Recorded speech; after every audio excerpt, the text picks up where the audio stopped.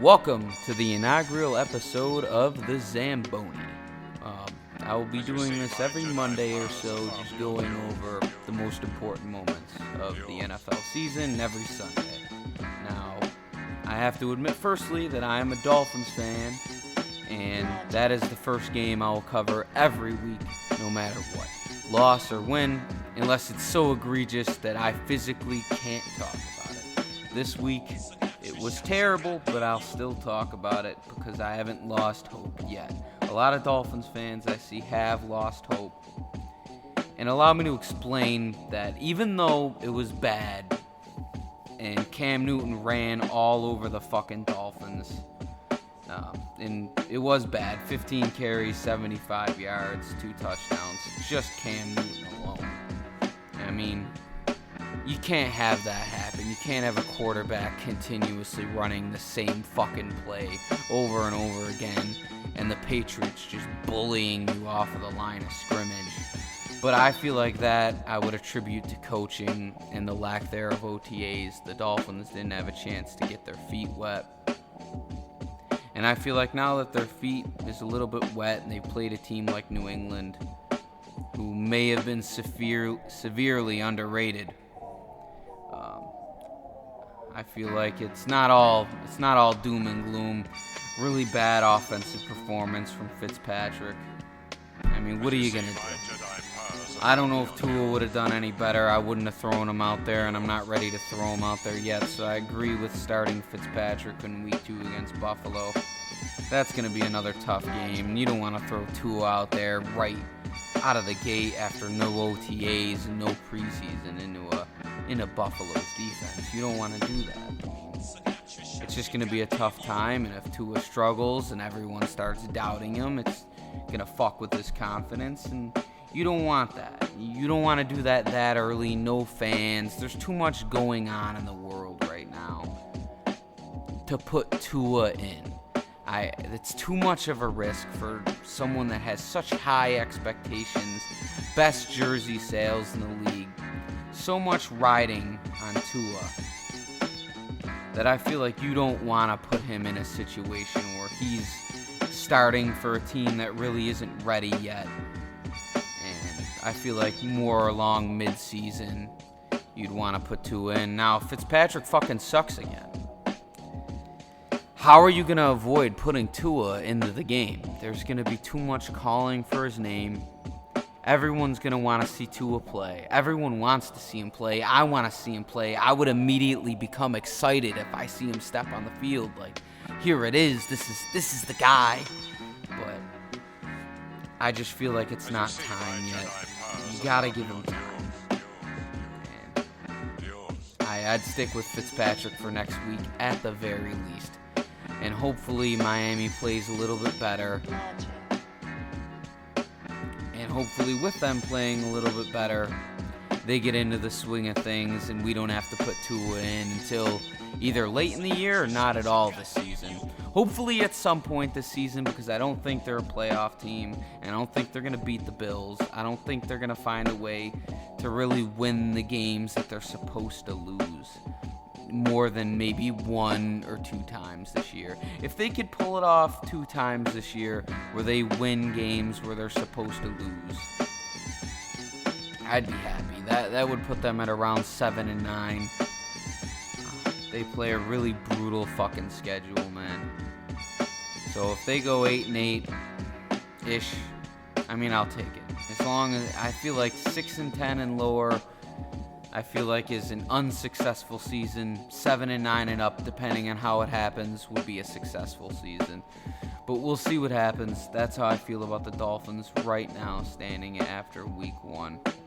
And then another thing I want to get to is the Arizona Cardinals, who I feel like aren't getting the credit they deserve because they're going to be fucking dangerous, and I think they're going to be a playoff team just on the back of Kyler Murray coming into his second year, who threw for 230 and ran for an additional 91 yards. Went absolutely fucking off yesterday against the 49ers, who are in the Super Bowl. They're a number 1 defense. They just couldn't stop Kyler Murray, and that's another one of those offenses who do that RPO. The quarterback's fast, the running back's good, Kenyon Drake's good, you got DeAndre Hopkins, you got Larry Fitzgerald, you've got weapons. And defense played fine too. I mean, 20 points, about where San Fran is on offense. They're not too good on offense, and they lost Matt Breida. They're just not as fast, but I'm not too worried about the 49ers yet. I felt an upset coming this game, although if I would have had to bet on it, I would have picked the Niners, but they didn't come through, and they lost the fucking game. I mean, it is what it is. And then another thing I want to get to is Joe Burrow. He got fucked, and he got absolutely fucked in his first start, and he looked very comfortable in the pocket. He played fine. He got hit a bunch of times. He did throw one interception, but it was just a fucking pitch forward, and the linebacker kind of stole it. That can happen to anybody.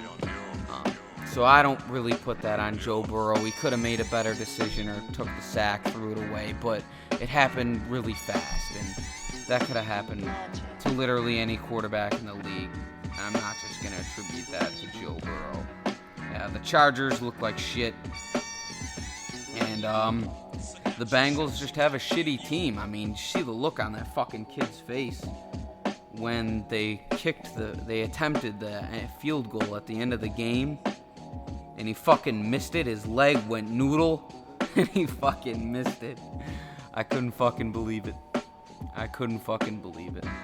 I actually turned it off because I went to watch part of another game, because I just figured he'd make it, and then they'd go to commercial and all that other shit, and it'd be overtime, and then I look and I see they fucking lost. And yeah, I mean, how the fuck do you miss that kick in the NFL? How do you get that job and miss that fucking kick? And then another thing that obviously everyone wants to talk about is Tom Brady in his first game as a Tampa Bay Buccaneer, and people all want to make the memes about him. It's fucking week 1. He played fine. He did throw 2 picks. One was a pick 6, and you don't want to see pick 6s, but I mean, the shit's gonna happen. It was the only really egregious pass of the game. The other pick was tipped. He ran for a touchdown, threw for another 2. He played fine. They scored 23 points, lost 34-23 against the Saints. Who are just a fucking fantastic team, who have it all together. The Bucs are another one of those teams with a lot of new pieces. You gotta give them a couple weeks here. Give them a fucking break. I mean, they'll get there. They're gonna be fine. I think they're gonna go to the Super Bowl, but I would be willing to guarantee that they'll make the playoffs. I still think they'll win the division. I think next time the Saints come around, they got to go to Tampa Bay. They're going to get fucking crushed. That's how I feel about that. I think they're going to get fucking crushed when they do have to go to Tampa Bay. And it's going to be a different Brady because he looked confident.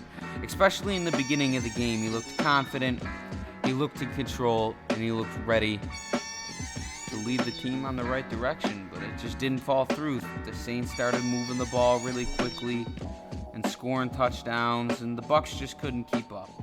Understandable, week 1. I mean, it is what it is. And the last thing I want to touch on before we talk about Monday Night Football is the Jets. Specifically Adam Gase, who, for one, doesn't get along with any of his players, any of his good players. Doesn't get along with Le'Veon Bell. Didn't get along with Jamal Adams. There were ex-Dolphins players roasting him on Instagram, I remember. I mean, I think he's on coke, and here's why. When they were in Miami, and that one fucking coach got fired because he was snorting blow and trying to talk to some stripper. The weird thing is if you've ever really met a cokehead, you can tell. They're not slick. I mean, they're all fucked up.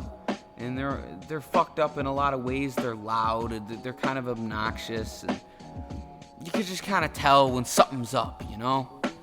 And you'd feel like Adam Gase or someone would have noticed instead of just leaving him on the staff until it was too late and they were fucking caught. And, I mean, Adam Gase in his inaugural press conference with the Jets was fucking bugging out. Eyes popping out of his skull. You don't even know what the fuck he's looking at. And I think he's what's wrong with the Jets because they have talent. They got Le'Veon Bell, Frank Gore. Sam Darnold isn't terrible. He's not great yet. But Le'Veon Bell, as I just see on the screen, he's going to be out multiple games. I don't know how much that changes for the Jets. Adam Gase is your fucking coach. And as long as he's your coach, you're going to be unsuccessful. Especially when he's faced with criticism and his response is, well, I'm fucking rich. And yeah, that's about all he's got to say about it is he's rich, which is fantastic. Good for him. He made something of himself, but at the same time, he's a shitty coach. And if you want a winning team, that's not the coach you want leading your squad. You want a leader. You want a leader, and that's not Adam Gase. Adam Gase isn't a leader. He's a petty guy. He strikes me off as someone that's really hard to get along with. He looks like one of those lyrical miracle guys that only listen to like fast rapping rap, and that's all they listen to. That's what Adam Gase looks like, and this is just going off of looks. He also clearly, I think, is on coke, and that's another thing. So he probably isn't an easy person to get along with in any facet. And then lastly, I'm going to tell you how it's going to go on Monday Night Football because I got to throw down my bets pretty soon. I think the Giants are going to beat the Steelers. And I think Danny Dimes is going to make a leap because I think he's a fucking great quarterback. He's a good quarterback. He's going to be a great quarterback, better yet. He's not great yet, but he will be. So I trust Danny Dimes is going to get it done against Pittsburgh, who I think will be good when it's all said and done at the end of the year. But I think we're just talking week one. I think the Giants are going to get the upset. And then also I think the Titans are going to smack the fuck out of the Broncos. I just don't think Drew Lock is that great. He's all right, but I don't think he's as good as Tannehill. And I think the Titans are slated to be a pretty good team. Hopefully, and I think the Titans are going to smack them up. That's about how I feel about that. The Titans should get it done. So if you're making bets, I'd go Giants-Titans, but those games are probably over by the time anyone hears this, so I might be fucking wrong. But if I'm fucking right, I'm going to let you fucking hear it next week, alright? Well, anyway, that's all I got to say about the NFL this Sunday.